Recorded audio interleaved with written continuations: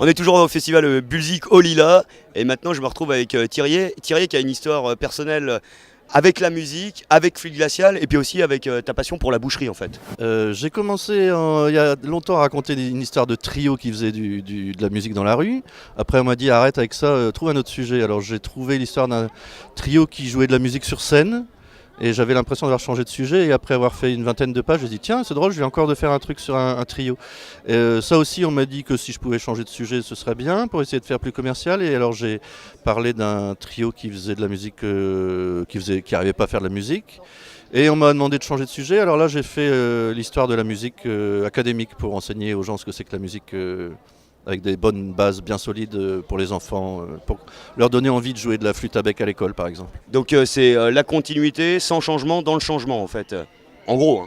Mais parce que à part la bande dessinée, moi ce que je connais bien c'est la musique, donc si je parle pas de ça, ça va pas être bien. J'ai essayé de faire des dessins de presse, des dessins politiques et c'était jamais intéressant, donc vaut mieux que je parle de guitare.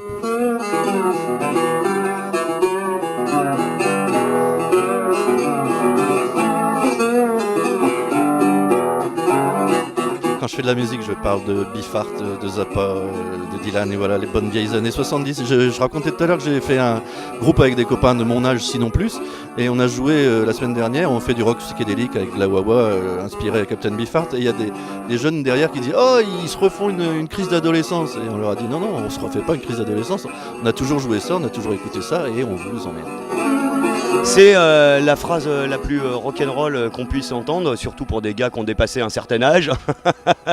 Et c'est toujours ce qu'on a envie de répondre aux gens qui nous disent ce genre de conneries. Voilà, t'es fidèle à toi-même en fait, hein, et t'as décidé de pas changer, t'as 14 ans toute ta vie et basta.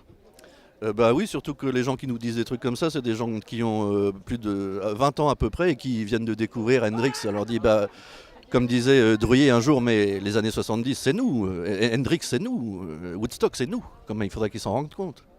C'est dingue parce qu'il y a eu une période où c'était pas bien d'écouter du rock'n'roll. Tu vois, j'imagine dans les années 90, après la soupe des années 80, rock'n'roll on se disait c'est mort. Ah bah, ça a commencé avec les Sex Pistols en 77 parce que c'était les jeunes qui commençaient à faire du rock en avaient marre de voir des gens faire des solos de blues avec des bases nécessaires. Ils avaient envie de jouer sans savoir jouer. Donc c'est le grand apport de la musique punk, c'est de dire aux gens montez sur scène, vous apprendrez après. Bon, maintenant tout le monde peut faire son petit album chez soi sur son ordi avec un son mauvais et on s'en fout, c'est la créativité qui passe d'abord.